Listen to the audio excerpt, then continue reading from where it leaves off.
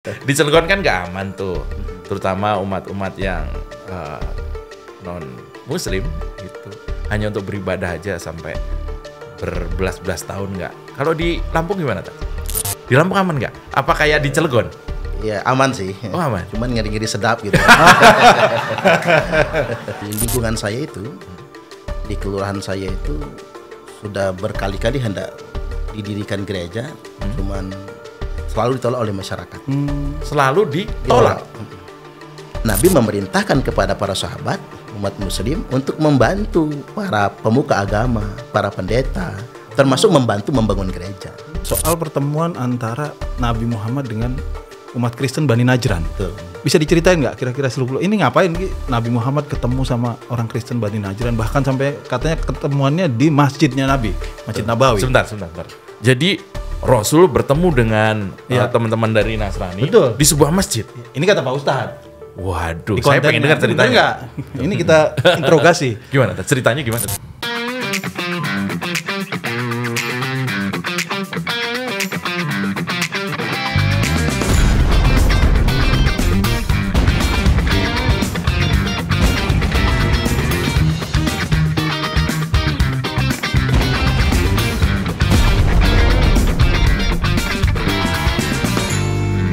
Assalamualaikum, Pak Ustadz Assalamualaikum, Suparman. Ustadz Suparman. Waalaikumsalam warahmatullahi wabarakatuh. Pak Ustadz ini dikenal dengan kebalikan, kalau di luar itu ada namanya UAS. Kalau ini USA. Ustadz Suparman Abdul Qadir. USA. USA, luar biasa. Lawan UAS. Ya itulah. Sebentar, ini Ustadz beneran nggak ya? Oh iya. Oh, bajunya Biasanya kalau Ustadz ini kan apa pakai sorban itu ada jenggotnya atau apa gitu. Ini kok kayak seragam ormas atau apa ini? Ya karena diundang Mas Jo sama Mas Maki. Oh, siap. Ini apa seragam Forum Koordinasi Pencegahan Terorisme. Oh, FKPT ini, Forum Koordinasi Pencegahan Terorisme. Oh, berat. Berat ini. Itu forum apa? Yang dikerjakan apa tuh forum itu? Ini lembaga bentukan BNPT. Oke. Karena BNPT kan tidak punya struktur di tingkat provinsi. Maka BNPT bikin forum koordinasi pencegahan terorisme. Isinya siapa aja tuh di forum itu? Berbagai macam unsur masyarakat. Jadi mulai dari tokoh agama, tokoh media, tokoh hukum, tokoh pemuda, dan unsur pemerintah setempat biasanya. Berarti nggak ada kadrunnya ya? Enggak, bahkan saya dengar ada mantan terorisnya di situ. Ada mantan teroris. Iya.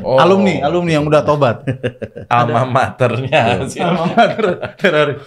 Jangan-jangan kita yang di BAP ini. Ini mohon izin kita mau BAP. Jadi ya tentu bukan, ini episode pertama dari BAP ini. Ya, kita pengen supaya program kita ini adem, maka kita hadirkan Ustadz. Ah ya betul. Dari Lampung. Jauh-jauh. Kita lihat ya kontennya Ustadz Suparman ini luar biasa di YouTube itu ya. Ratusan ribu subscribernya ini. Iya. Luar kita sementara. Di Lampung aman ya? Di Lampung aman nggak? Apa kayak di Cilegon? Iya aman sih. Oh aman. Cuman ngeri-ngeri sedap gitu. Di Cilegon kan nggak aman tuh, terutama umat-umat yang non Muslim gitu, hanya untuk beribadah aja sampai berbelas-belas tahun nggak. Kalau di Lampung gimana tak? Di Lampung tergantung lokasinya, daerahnya. Di kota? Di kota, terutama di kota. Jadi di lingkungan saya itu, di kelurahan saya itu sudah berkali-kali hendak didirikan gereja, cuman selalu ditolak oleh masyarakat. Selalu ditolak. Jadi mirip-mirip kasusnya nih kayak beberapa daerah yang ramai. Justru kalau di desa, di kabupaten ya, justru tidak ada persoalan di pendirian rumah ibadah. Justru di desa. Betul. Masjid, gereja, setahu gua dalam sejarah itu kan harusnya rukun. Gimana menurut lu gimana? Iya ini Sejarahnya gimana tuh? nanti kita bahas. Nah, Tapi iya. kalau dibilang Ustadz ini ngeri-ngeri sedap, berarti di Lampung ini, berarti yang justru yang sedapnya di daerah pedesaan, Ya, yang ngerinya di daerah perkotaan. Loh, justru di desa itu aman-aman saja. Aman-aman saja. Jadi orang beribadah misalnya mau ke gereja ada dan sebagainya. Nah kebetulan nih Ustadz, saya nyimak salah satu video Ustadz yang populer lumayan soal pertemuan antara Nabi Muhammad dengan umat Kristen Bani Najran. Betul. Bisa diceritain nggak kira-kira seluk-beluk ini ngapain Nabi Muhammad ketemu sama orang Kristen Bani Najran, bahkan sampai katanya ketemuannya di masjidnya Nabi, Masjid Nabawi. Sebentar. Jadi Rasul bertemu dengan teman-teman dari Nasrani Betul. di sebuah masjid. Ini kata Pak Ustadz. Waduh, Di saya pengen kontennya. dengar ceritanya. Enggak.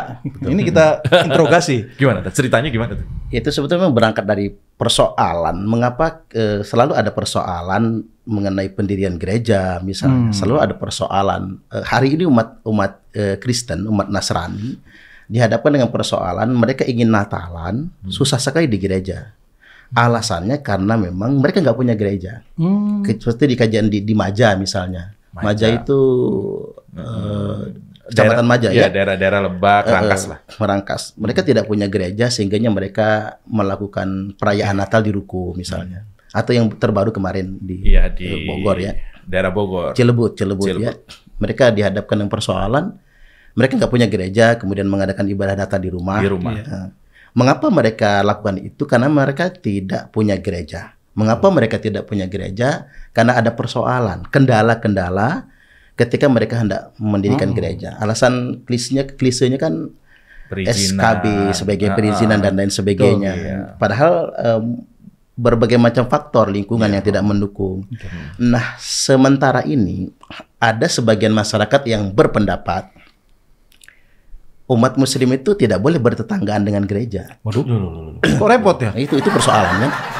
Kemudian yang berikutnya, seakan-akan gereja adalah bangunan yang terlarang ketika ada di lingkungan umat Muslim. Fobia gereja. Fobia gereja itu yang terjadi.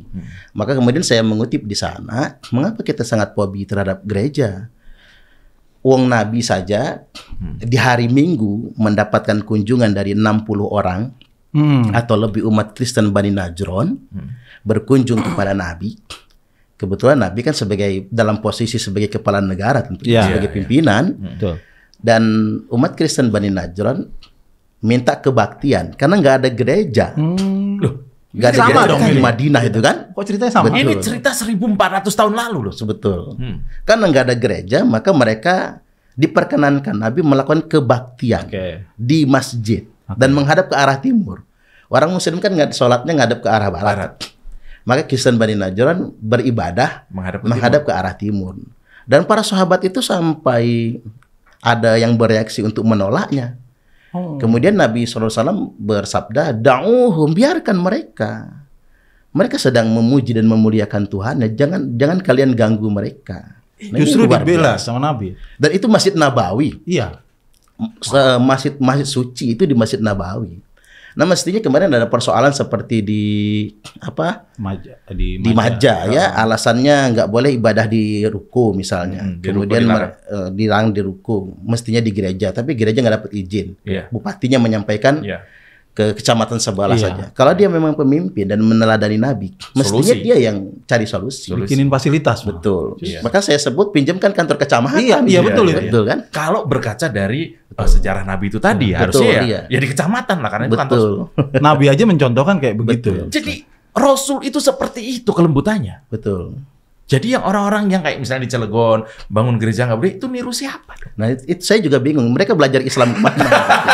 Mereka niru siapa? Dan begini Mas Maki ya, saya juga heran mengapa zaman sekarang ini ada penceramah-penceramah gitu ya yang populer justru dengan menghina agama. Nah, itu persoalan. Memposisikan agama lain sebagai musuh gitu. Iya. Ini kan persoalan sebetulnya. Betul. Ya. Saya Jadi setuju. mereka populer karena menghina agama lain. Dan kalau kita lihat ya, Ustadz izin itu di sosial media, ketika ada sebut saja pemuka agama menghina agama lain, itu banyak yang bela loh. Banyak yang bela justru. Dianggap pahlawan. Gitu. Dianggap pahlawan. Bahkan ada yang akal-akalan katanya mu'alaf. Dari Kristen pindah ke Islam terus lalu dipuja, lalu menghina-hina agama menghina Kristen gitu misalnya. Banyak yang kayak gitu. Betul. Teman saya yang cerai aja dari istrinya itu nggak boleh menghina mantannya. Betul. Iya dong. Iya. Kan mantan kan pernah deket ya. Mas, podcast jangan curhat. Oh iya. Jadi di daerah itu, mohon izin ini, teman-teman saya nih di daerah di Jawa Tengah, di Jawa Timur itu kebingungan. Misalnya ada, loh ini ini brewok loh, bajunya putih, bahasa Arabnya pintar, masa kita nggak percaya? Jadi gimana nih kita nih kalau mau nentuin ini orang dari lisannya ini penuh kebenaran, ini penuh hasut misalnya. Ini gimana nih cara membedakan ini gimana? Itulah mengapa Islam kan ada pakem nilainya. Innallaha la yanzuru ila suwarikum. Sesungguhnya Allah tidak melihat penampilan kalian. Jadi yang dilihat itu perilaku. Jadi hati seseorang dan perilakunya, bukan pada penampilannya. Justru Nabi juga sudah mengisyaratkan loh. Du'atun ila ana abwabi jahannam. Saya ulangi lagi, du'atun ana abwabi jahannam.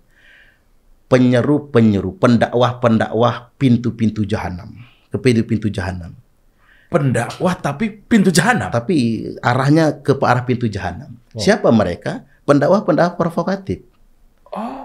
Sampai-sampai Nabi mensifati mereka. Ini udah disebut sama Nabi. Sudah disebut. 1400 tahun lalu sudah diingatkan. Sudah disebut. Sifhum lana, kata sahabat. Ya Rasulullah, ceritakan sifat mereka kepada kami. Ini sebetulnya hadis ini rentan banget. Orang cenderung menyembunyikannya. Atau orang menyebutkan hadis ini, tetapi punya kecenderungan untuk pemaknaannya displesetkan sedikit. Gue baru dengar loh bro ini. Iya, makanya ini kita dengerin sampai habis. Coba. Sifhum lana. Ceritakan sifat mereka kepada kami ya Rasulullah. Hum min jildatina, kata Nabi. Siapa tuh? Mereka itu dari kulit kita. Ini Nabi bicara ras loh. Walaupun Nabi tidak rasis kan. Mereka dari kulit kita, kulit Arab. Wa yatakallamu nabi alsinatina. Mereka akan bicara fasih dengan lisan kita. Jadi kita nggak boleh kemudian satu nih secara umum terperdaya dengan orang yang fasih bicara Al-Quran, fasih bicara agama misalnya, atau punya penampilan dalam bahasa Nabi hum min jildatina. Jangan asal Arab deh, gitu. Orang Abu Jahal itu Arab kok, gitu. Itu tuh. Jangan asal Arab. Abu Lahab juga Arab. Makanya provokator akhir zaman itu kata Nabi, mereka dari warna kulit kita. Dan mereka akan bicara dengan bahasa kita. Maka jangan tertipu dengan mereka semua. Jadi hari ini kita masyarakat juga nggak boleh tertipu. Ketika kita dihadapkan dengan para penceramah yang provokatif, yang memaki-maki, merendahkan agama lain, dan punya kecenderungan untuk mendelegitimasi pemerintah yang sah, anti keberagaman dan sebagainya, walaupun dia berjubah agama, kita layak untuk menolaknya. Yang jelas jangan tertipu. Iya.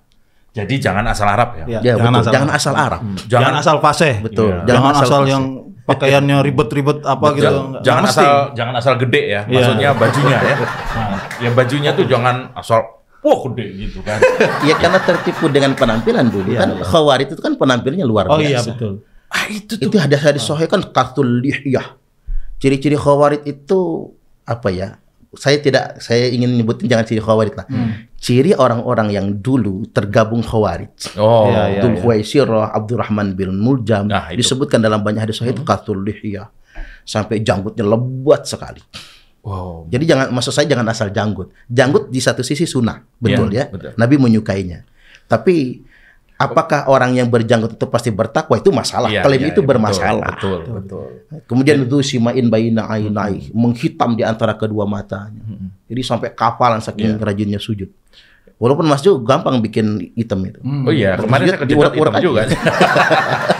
ini maksudnya kan secara fisik bisa saja terlihat meyakinkan. Betul. Maksudnya. Itu tadi di awal maka disebut jangan judge the book by the cover, itu tadi jangan menilai dari penampilannya.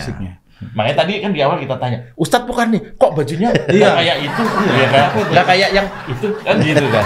Ternyata tamannya ya, ternyata ilmunya banyak. Ustadz, tapi kembali ke soal tadi pertemuan antara Nabi Muhammad dengan Bani Najron ini. Ada satu katanya kan Ustadz sendiri ngomong di ini.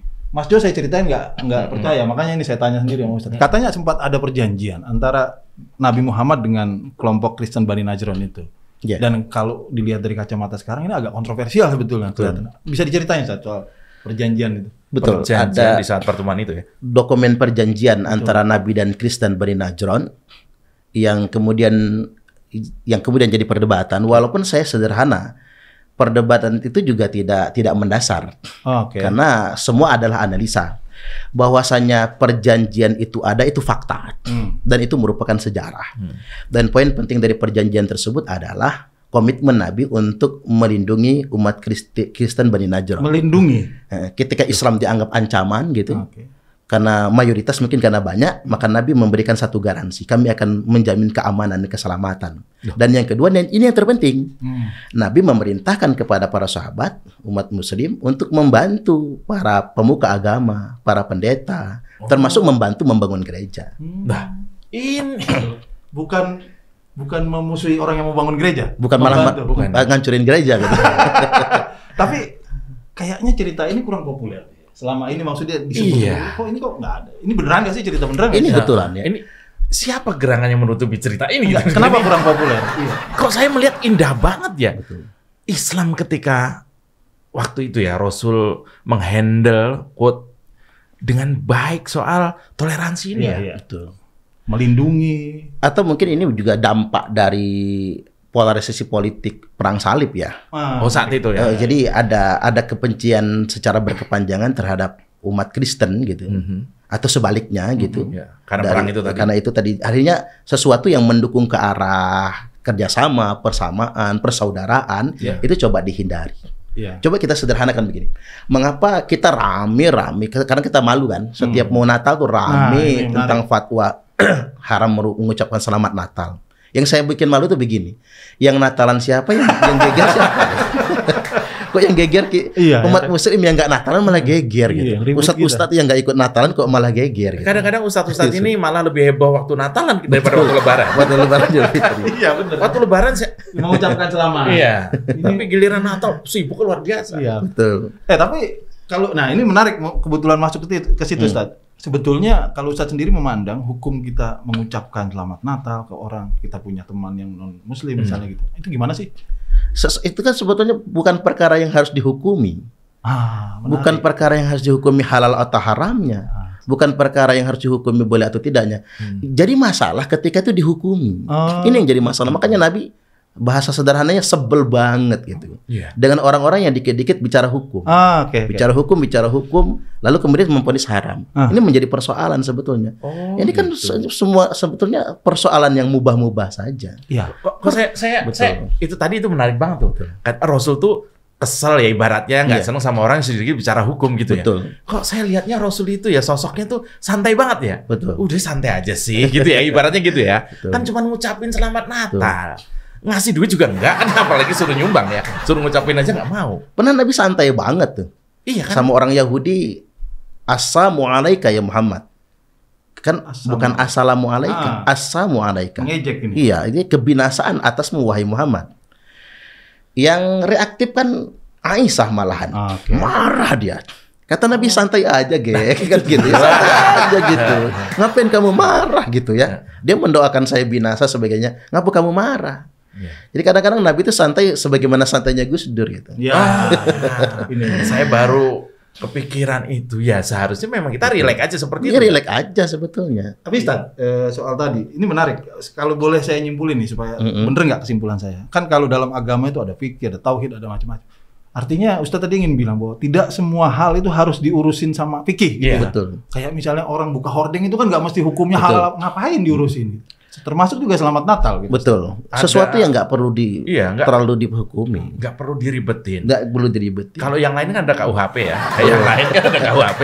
Kalau soal ini kan nggak penting. Betul. Ada pohon pinus cemara. Ada boneka apa? Dianggap sinterklas, itu pohon beragama Kristen. Orang dikasih agama ya. Betul. Iya kan? Bahkan hukum itu harus muncul berdasarkan karena kebutuhan sebetulnya. Bukan karena dibuat diada-adakan. Kalau Coba toh nggak fikih. perlu nggak penting. Fikih kan muncul belakangan karena kebutuhan. Harus kejadian dulu ya? Betul. Karena kebutuhan. Di zaman Nabi kan belum ada fikih. Fikih itu iya. belum ada. Nabi nggak pernah menyampaikan rukun sholat ada 13 gitu kan. bab Nggak ada wudu, sih. bab sholat itu nggak ada gitu. Fikih itu kan ada di ulama karena kebutuhan. Saat orang sudah memutuskan sesuatu sendiri, Iya. berpendapat masing-masing. Ini kan akan muncul persoalan tuh. Iya. Pendapat menjadi bias. Maka adalah fikih itu. Maka tadi ada yang fikih susun, ya. sebagainya. Dan ada perkara yang memang harus didiamkan. Karena kata Nabi seburuk-buruknya manusia adalah orang yang terlalu banyak bertanya tentang hukum. Gara-gara pertanyaannya sesuatu menjadi diharamkan. Oke. Itu seburuk-buruk manusia. Ngapain semuanya di fikih-fikihkan Betul. gitu ya, Ustaz? Tidak semua harus difikih-fikihkan. Nah, ini ngomong soal yang difikih-fikihkan. Jadi dulu itu sangat populer. Jadi ada salah satu sebut saja dedengkotnya HTI yang sudah dibubarkan itu, tapi orangnya masih ada. Itu kalau nggak salah dia menyebut bahwa mencintai negara itu nggak ada dalilnya. Nah, ini kan Cintai negara. kami ini kan para awam ini kan perlu dengar dari sumber yang kredibel. Apa dasarnya kita harus mencintai negara kita, NKRI Indonesia ini, sehingga kita lebih aware, nggak ada lagi terombang-ambing oleh misalnya orang-orang yang menyodor-nyodorkan ideologi-ideologi dari luar seperti itu, Taj. Itu sebetulnya bahaya ketika semua harus didalilkan ya, semua harus didalilkan. Padahal sebetulnya nas itu kan ada yang bersifat langsung, ada yang tidak bersifat langsung. Atau begini saja sederhananya. Seperti argumentasi Umar bin Khattab radhiyallahu an. La islama illa bi jamaah. Tidak ada Islam kecuali dengan al-jamaah. Al-jamaah itu kan negara sebetulnya. Jamaah itu kan artinya institusi, di mana orang bersepakat secara sah. Sekarang ada nggak institusi yang bisa mengalahkan posisi negara? Iya, paling besar. Yang orang bisa bersepakat secara sah, legal di situ. Hanya negara. Makanya orang banyak mengklaim al-jamaah itu adalah ormas. Yang nggak bisa, itu ormas. Semua orang mengklaim. Istilah ahlus sunnah wal jamaah. Hadis persis ahlus sunnah wal jamaah itu nggak ada. Ahlus sunnah wal jamaah. Oke, iya betul. Yang ada itu ada al-jamaah. Dan al-jamaah itu adalah negara. Negara. Ketika orang mempertanyakan mencintai tanah air, membela negara itu tidak ada dalilnya, ini jelas betul dalilnya.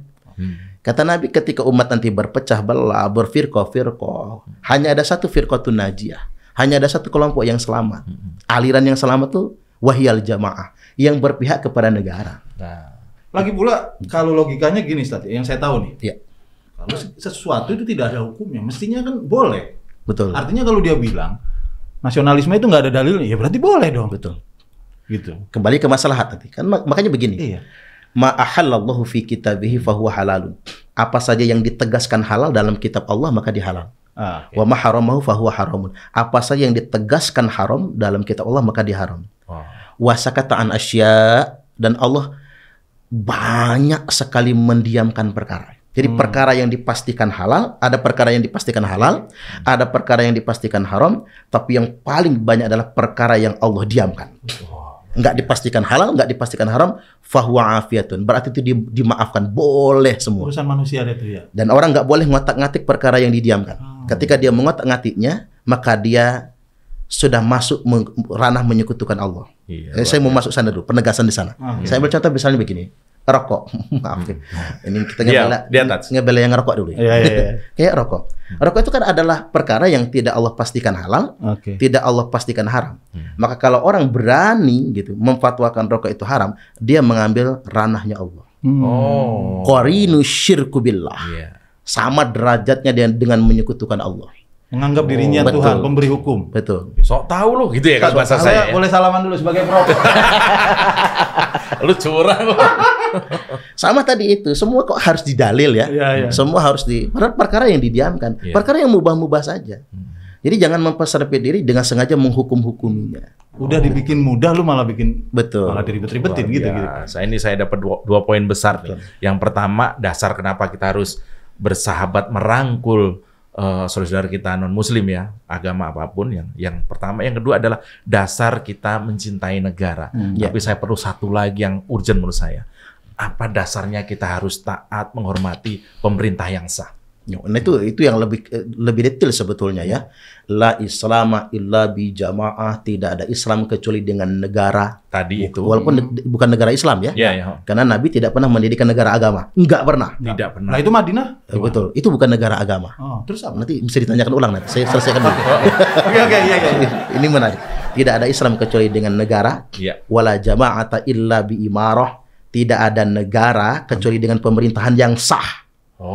Wala imarata illa bi imam, dan tidak ada pemerintah kecuali dengan adanya imam. Wala imam illa bil ta'ah, dan tidak ada imam, tidak ada pemerintah kecuali ditaati. Wajib untuk ditaati. Udah satu paket. Itu satu paket ya. Jadi mentaati pemerintah yang sah itu adalah implementasi dari ketaatan beragama itu sendiri. Makanya jelaskan ya ayyuhalladzina amanu atii'ullaha wa atii'ur rasulah wa ulil amri minkum. Wahai orang-orang yang beriman, taatlah kepada Allah, taatlah kepada Rasulullah dan pemerintah yang ada di antara kalian semua. Ini implementatif banget. Ini implementasi dari ketaatan kepada Allah dan Rasul. Hierarki dari ketaatan kepada Allah dan Rasul adalah mentaati pemerintah yang ada. Makanya jangankan melawan pemerintah yang sah, menghina saja dosa besar. Dosa besar itu. Nggak boleh? Lengkap loh. Menghina Nggak boleh ya? Betul. Nanti coba saya WA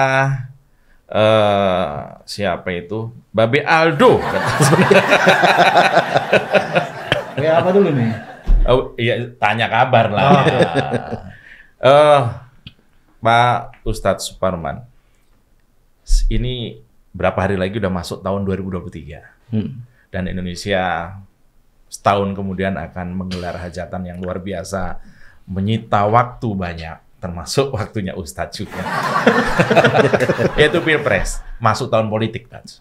Dan bicara soal tahun politik, sekarang ini lagi populer lagi suatu istilah yang kemudian menancap ke salah satu mungkin ya kandidat, yaitu Anies, yang kemarin dapat nama Yohanes Anies ya. Selamat kita ucapkan selamat. Yaitu tentang politik identitas. Apa yang harusnya kita pahami tentang politik identitas itu dari sisi agama Islam misalnya gitu. Ini seberapa bahaya, seberapa menariknya tema ini menjadi bahasan utama selama setahun ke depan. Politik identitas. Seberapa politik identitas bahayanya? ini kayak misalnya bawa-bawa agama, bawa-bawa ras gitu-gitu ya? Iya, seperti yang kemarin dilakukan. Saya kurang paham. Ya, ini beliau kan akan coba. Bagaimana, Tad? Ya, ada yang begini bertanya sama saya, Ustadz, mengapa politik identitas itu tidak boleh? Wong kita semua punya identitas. Kan kita harusnya punya identitas. Ya, betul. Dia ambil contoh misalnya ada seorang kiai gitu ya, yang menganjurkan justru kita harus pakai politik identitas.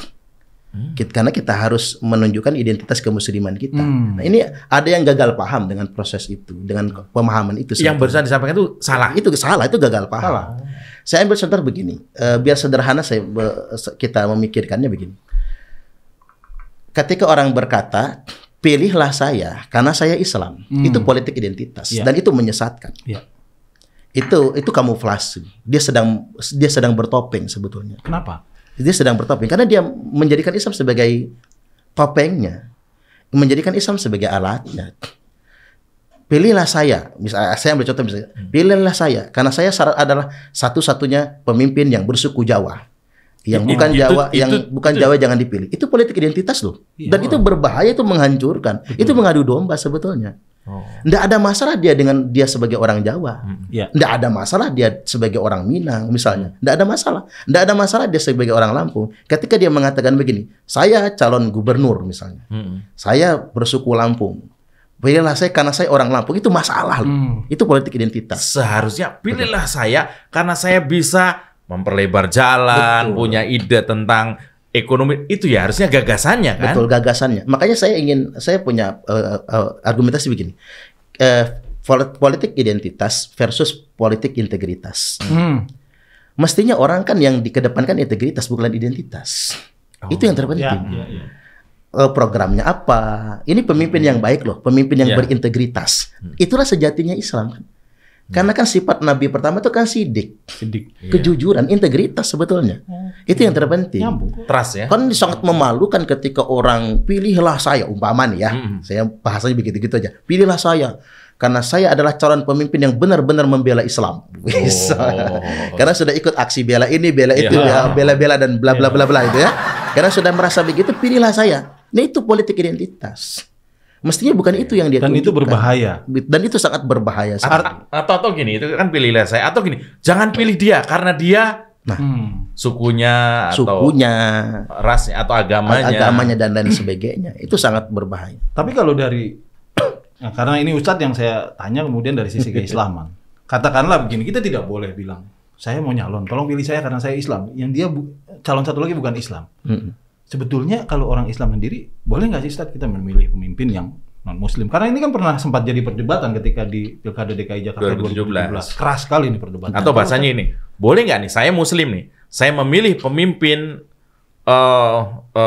daerah atau pemimpin nasional itu Kristen misalnya gitu. Iya. Boleh nggak? Betul. Saya Muslim nih misalnya. Betul. Boleh nggak itu? Iya. Memilih pemimpin itu bukan seperti kita sholat. Itu berbeda sekali. Memilih imam. Betul, memilih imam sholat. Nah, banyak orang yang menyamakannya. Kalau imam sholat harus laki-laki, pemimpin tidak harus laki-laki. Kan begitu. benar iya. ya. Kalau imam sholat harus yang paling fasih bacaannya misalnya. Pemimpin nggak perlu. Dan orang selalu coba membanding-bandingannya Iya. begitu. Itu berbeda sekali, sangat berbeda sekali. Artinya boleh-boleh saja, sah-sah saja. Makanya yang diributkan orang kan kutipan fatwa Ibnu Taimiyah. Iya. Ya. Jadi dipimpin oleh orang kafir bahasanya ya, atau orang non muslim ya, lebih baik memilih pemimpin non muslim daripada yang mukmin tapi fasik. Iya. Yang muslim tapi fasik ya. Iya. Karena fasik itu kerusakan sebetulnya. Itu menunjukkan bahwasanya mubah-mubah saja.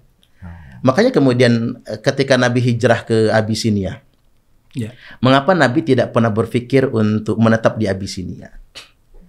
Karena Raja Najasyi dan negaranya kan beragama Kristen. Oh. Yang alasan pertama menunjukkan bahwasanya Nabi tidak boleh membuat negara di dalam negara. Tidak boleh kemudian Nabi mengkudeta Iya, iya. Habasyah gitu Makar. ya. Makar kemudian mengubah negaranya. Tidak boleh. Makanya Nabi hijrahnya ke Madinah. Wilayah kosong kekuasaan.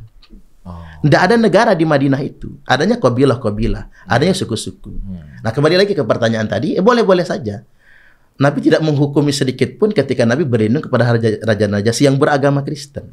Kan begitu. Jadi ini membedakan antara milih pemimpin dengan milih administrator ya kan Betul, beda. beda. Misalnya kita memilih gubernur, ya tugas gubernur kan bukan ngurusin keimanan kita, ada yang Betul. ngurus administrasi kan sebenarnya kan, perizinan apa program itu kan administrasi. Itu ya. Betul. Makanya Kita harus soal- sederhanakan. Kita boleh dipimpin. Hukum Islam itu kan begini.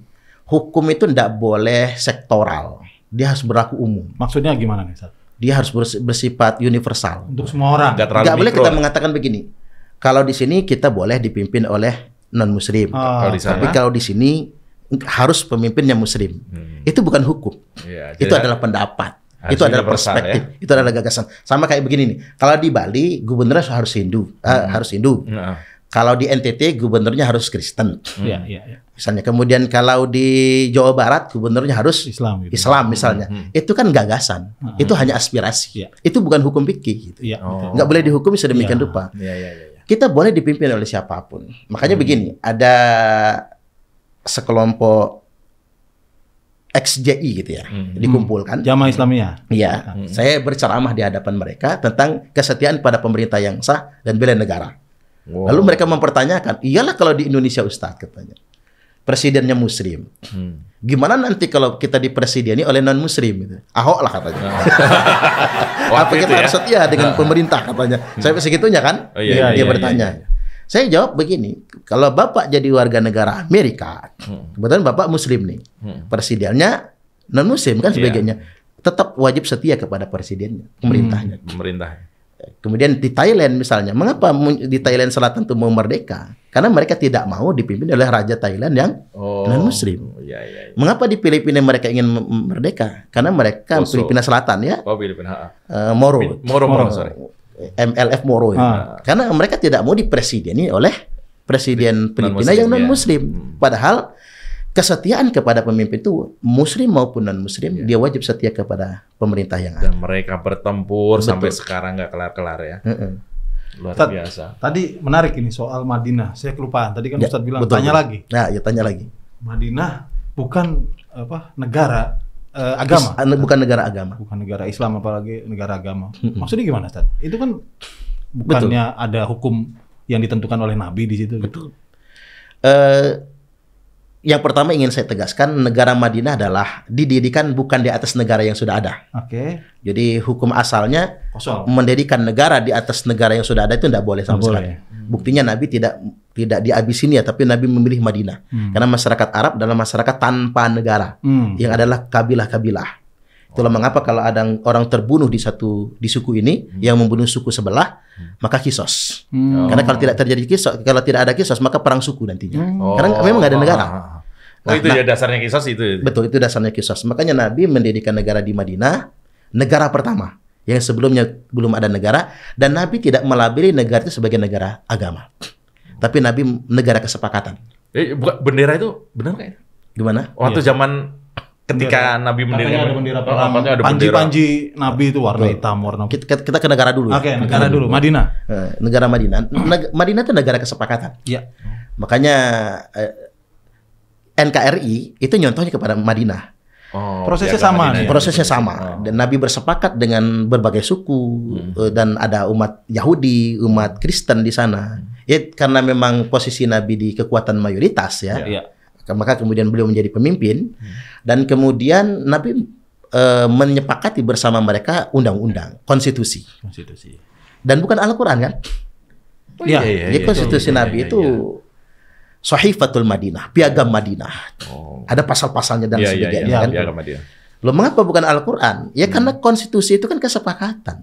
Iya. Kesepakatan umat manusia. Masa Quran harus dijadikan produk kesepakatan? Sementara Iya, Quran betul. cuma berlaku buat orang Islam. Al-Quran itu kan wahyu. Iya. Dia tidak boleh diotak-atik lagi. Iya. Kecuali Fix, ya. penafsirannya.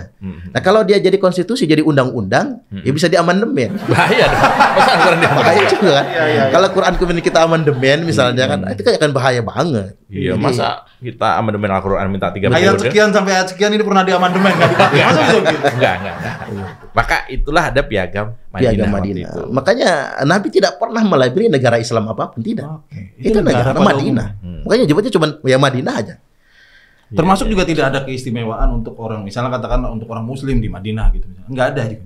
Semuanya sama secara hukum atau gimana? Ya memang tadi karena hukum-hukum itu terjadi Ya. karena berangkat dari kearifan lokal Oke. dengan aspirasi, maka tetap saja memang akan ada beberapa perbedaan misalnya. Hanya saja begini, contoh misalnya mengapa di Piagam Madinah itu serapan terhadap hukum-hukum hududnya agak banyak, karena memang faktor masyarakat Madinah yang rata-rata waktu itu memang Muslim. Walaupun memang kalau kita ngacu kepada Khalil Abdul Karim itu ya tentang historisitas syariat Islam, sebetulnya juga syariat Islam itu yang bicara tentang pidana itu tidak murni dari Quran gitu, tapi berbasis pada kearifan lokal atau bahasanya begini, hukum masyarakat jahiliyah. Kisos itu kan hukum masyarakat jahiliyah. Iya. Oke, iya betul. Kisos gitu ya, perbudakan gitu kan hukum masyarakat jahiliyah, termasuk poligami. Gitu. Ya. Poligami kan hukum masyarakat jahiliyah itu. Tapi kok sekarang dikampanyein? Kemudian didalilkan menjadi Jadi kalau PKS nyuruh poligami, itu dia kembali ke zaman jahiliyah. hukum asalnya kan begitu. Oh, tradisi sebelumnya. Iya, tradisi. Artinya yang namanya mencuri potong tangan Iya, kisos itu. kemudian dihad sebagainya itu kan hukum masyarakat jahiliyah yang kemudian diadopsi. Oh, Diadopsi. di Piagam Madinah tadi. Tapi ini berarti ada rentang nih dari hukum masyarakat jahiliyah yang diakomodasi apa ya, yang diadopsi, Iya, diadopsi. kan begitu ya. Ada celah di situ sebetulnya. Oh. Sama kayak poligami itu ya, hukum masyarakat jahiliyah, tradisi masyarakat jahiliyah yang kemudian diatur. Perbudakan tradisi masyarakat jahiliyah kemudian yang diatur di dalam Islam. Di situ ada peluang yang dibaca oleh para ulama kita. Artinya hukum-hukum yang sedemikian rupa tidak harus kita jiplak persis. Betul. Kita ambil contoh misalnya nyawa dibalas dengan nyawa. Oke. Dulu wajar karena tadi Iya. nanti terjadi perang suku kalau nggak nyawa Iya. dibalas nyawa. Nah ketika kita sudah mulai ada negara, mulai dipertimbangkan mana yang hukum nyawa dibalas dengan nyawa itu. Kita menyepakati di pembunuhan berencana misalnya. Kita sebetulnya ada peluang di situ untuk bagaimana hukum agama bisa beradaptasi dengan kehidupan modern. Jadi begitu. Artinya tidak perlu ditafsirkan Saklek, kata per ya. kata Jangan saklek, gitu. jangan tekstual gitu. Ya. Jadi ada orang yang misalnya menginspirasi perjuangan kita ini, kita pengen menerapkan Piagam Madinah di Jakarta misalkan pernah ada, Ya. atau di Indonesia gitu. Itu sebetulnya keliru menurut Pak Ustadz. Itu keliru. Karena Nabi pangkal Nabi bernegara adalah musyawarah. Walaupun tidak ada yang berani mendebat Nabi mungkin. Ya, ya. ya. Tapi wajar dong kalau Nabi orang suci. Dan beliau dijamin oleh Allah Subhanahu wa taala. Nah, kita nggak ada orang suci. Makanya semua gagasan yang ingin mengganti negara itu sangat berbahaya sekali. Merusak kesepakatan yang ada. Makanya di dalam, saya ambil contoh hukum murtad sajalah. Sementara waktu kan orang memahami murtad yang halal darahnya itu kan yang keluar dari Islam. Iya. Oh. Yang pindah agama gitu. Padahal kalau kita mengacu kepada hadisnya itu kan watariqul dinihil mufariqul jamaah. Murtad yang halal darahnya itu adalah dalam pengertian meninggalkan jamaah. Meninggalkan jamaah itu adalah Berkhianat ya? berkhianat kepada negara. Oh. Itu yang halal darahnya itu. Wah, ini pengkhianatan. ini saya jadi terpancing nih soal halal darahnya nih. Belum lama ada kejadian di Astana, di Bandung itu bom. Oke. Ya, yang sampai menewaskan pelakunya dan Oh iya. ada korban itu kan. Terus kemudian publik menyandingkan itu dengan pidatonya Ustadz Abdul Somad yang menyatakan tentang itu bukan bunuh diri, itu adalah mati syahid, walaupun itu bicara soal konteks di Palestina. Jadi sebenarnya apa yang terjadi nih?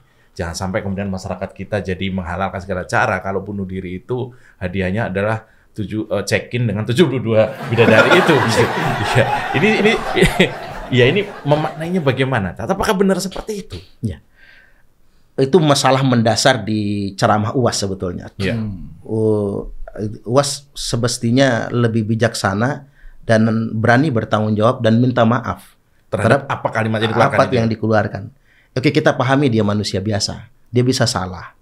Tapi sebuah kesombongan ketika kita salah lalu kita terus melakukan pembenaran. Salah tapi ngegas. Salah tapi ngegas. Dia coba mengklarifikasi tapi menguatkan apa yang dia makin sampaikan. ngawur. Betul. Itu kan masalah. Iya. Karena mengapa? Termasuk yang dilakukan oleh Hamas di Palestina itu adalah bunuh diri. Bukan bom syahid, tapi bom bunuh diri. Bunuh diri benar-benar. Itu benar-benar bedanya bunuh apa, diri. Ustaz?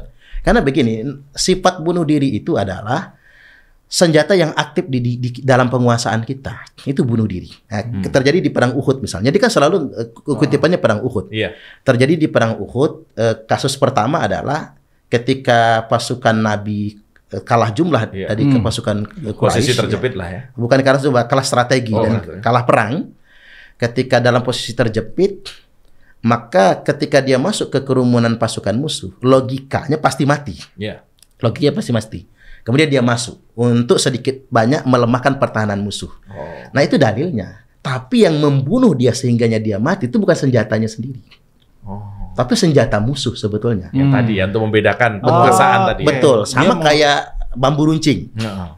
Ya kita perang sama Belanda pakai bambu runcing, bunuh diri. Iya. Logikanya, tapi itu bukan bunuh diri. Iya. Karena dia tewas bukan karena apa yang dia bawa ya. Dia mati karena bedil Belanda, bukan karena bambu runcing. Nah sama. Nah itu yang selalu jadi kiasnya Abdul Somad dan itu fatal banget. Itu kiasnya salah sekali. Saya kira detail-detail begini yang harusnya kita. Betul. Salah kias. Tadi ada satu yang menarik, Ustadz bilang waktu ngutip hadisnya itu bahwa yang halal darahnya adalah apa yang murtad meninggalkan jamaah. Itu. Berkhianat kepada negara. Iya, berkhianat kepada negara misalnya bentuknya. Maksudnya gini, berkhianat kepada negara kan kemudian bisa kita tafsirkan macam-macam. Tapi ada kasus misalnya begini. Yang paling kita ingat ketika lagi masa jayanya ISIS lah beberapa tahun lalu. Jaringan teroris ISIS. Itu kan ada proses di mana orang yang bergabung di situ tuh membaiat diri, dibaiat lah kepada untuk ini. Artinya gini, orang dari Indonesia yang secara lahir secara esensial dia itu kemudian menganggap dirinya itu warga negara Indonesia, setia sama Indonesia. Datang ke sono membaiat diri, setia kepada. Artinya ini kan dia ninggalin negaranya yang lama. Betul. Itu sama nggak proses? Sama, makanya dalam Islam kan ada bugoh kan. Bugoh atau kita biasa mengindonesiakan di bugot ya. Makar. Iya. Bugoh itu umumnya kita pahami ke aksi. Terorisme itu lebih ke aksi misalnya. Padahal bugoh itu sekedar berkomitmen, berbaiat bahasanya, tidak lagi mengakui negaranya atau pemerintahnya dan memberikan loyalitas. Ini al-wala wal-bara kan itu sebetulnya. Memberikan loyalitasnya kepada kelompok tertentu atau negara tertentu itu sudah makar. Waduh. Itu sudah makar dan sudah melawan kepada pemerintah yang sah. Makar kepada negara. Jadi justru mereka yang harusnya dikenai hukum itu. Betul. Ya? Makanya hadisnya begini. Man khala'a yadan min ta'atin laqiyallahu yaumal qiyamati la hujjatalah. Barang siapa yang melepaskan tangannya. Melepaskan tangan adalah berkomitmen atau bahkan mendeklarasikan diri melepaskan ketaatan kepada pemerintah yang sah. Itu udah masuk kategori makar. Betul, sudah masuk. Kemudian waman mata wa faraqal jamaah, barang siapa yang mati dalam keadaan dia memisahkan diri dari negara.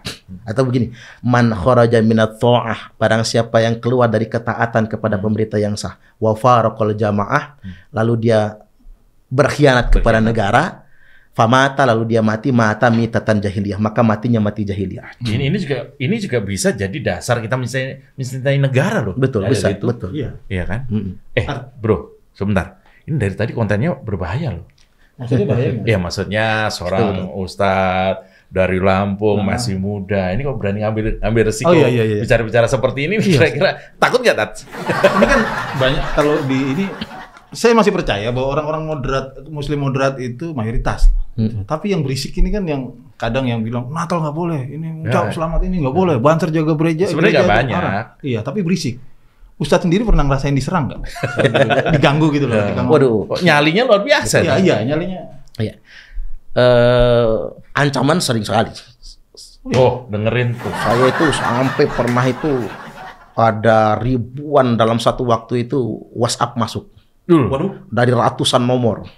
Sampai ngehang, HP saya tuh ngehang. Saya jadi bingung itu gimana cara mengatasinya. Nggak bisa saya buka WhatsApp itu, ngehang. Dan semuanya nadanya adalah cacian, makian, ancaman, membunuh dan lain sebagainya sampai segitunya. Ini gara-gara apa?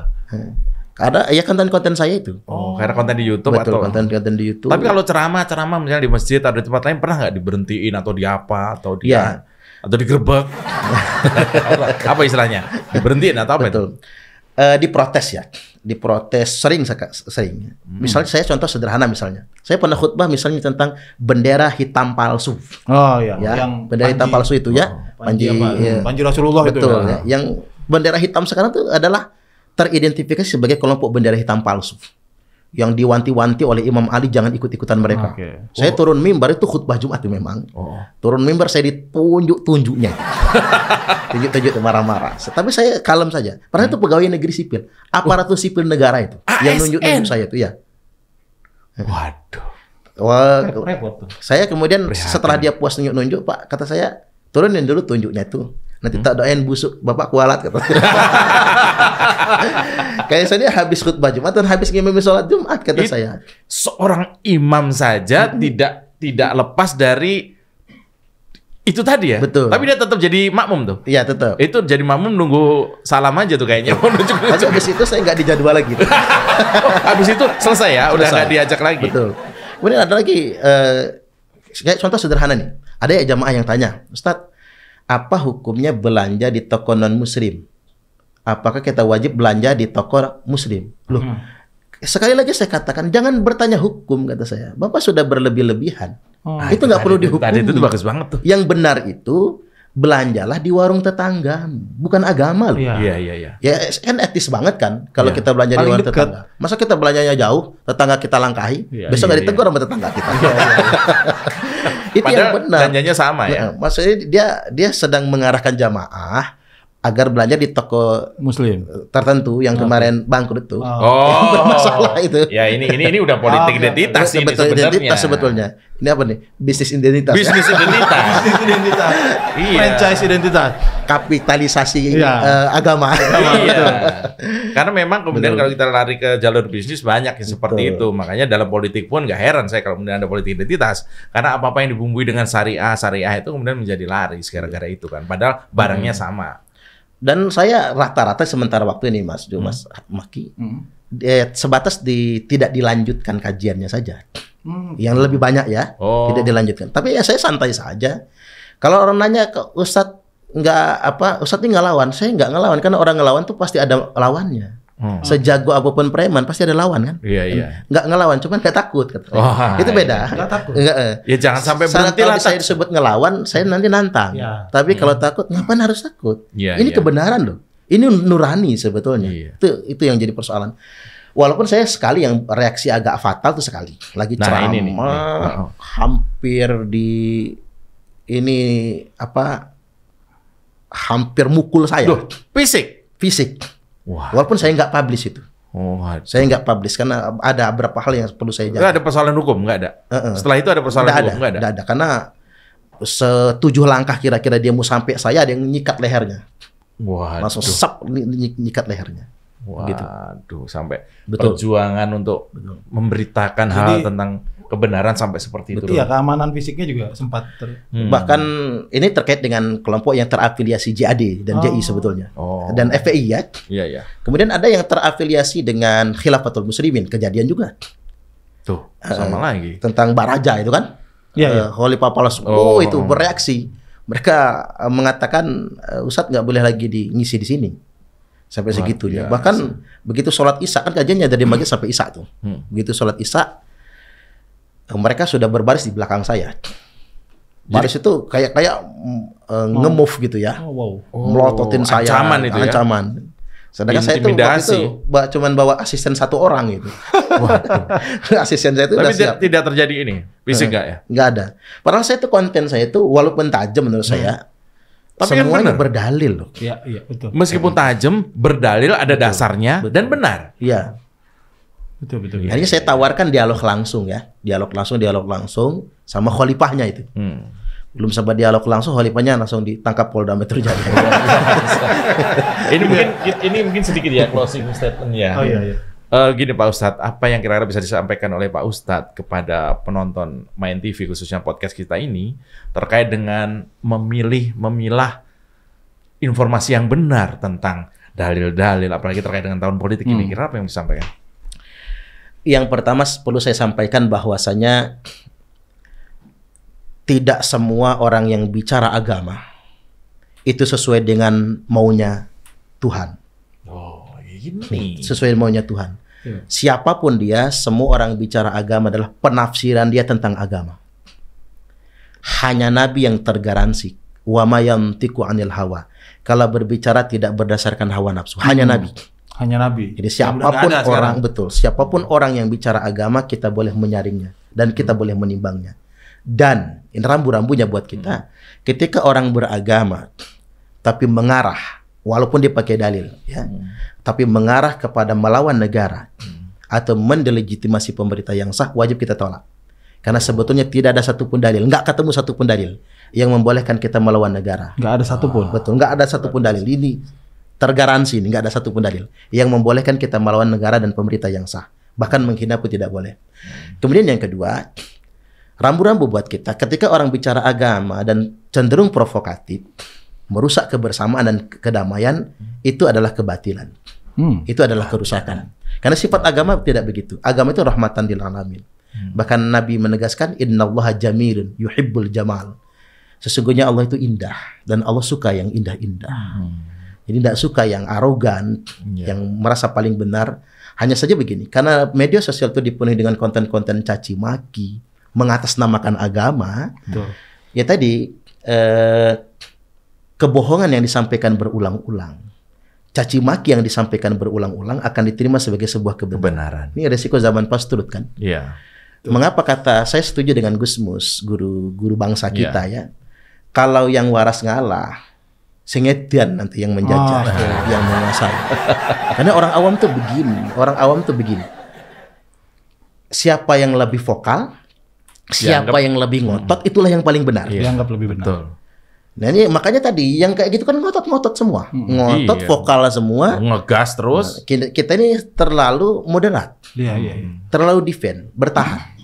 Padahal Argentina menang karena ofensif. Jadi ngomongin bola. Ini berantem nih kalau bola. Ini 45 menit yang sangat berkualitas menurut saya dan tentunya terima kasih Pak Ustadz Suparman. Luar biasa. Moga-moga kelembutan yang dibawa oleh Rasul itu tetap terjaga sehingga teman-teman kita di luar sana yang sekarang masih belum pasti bertambah ketaatannya terhadap keyakinannya masing-masing dan juga bertambah ilmunya setelah melihat konten-konten kita ini, terutama soal bernegara. Ya begitu ya Bro ya. Betul. Terima kasih dan silakan tehnya Tats. Itu tadi BAP kita. Makasih. Assalamualaikum. Waalaikumsalam.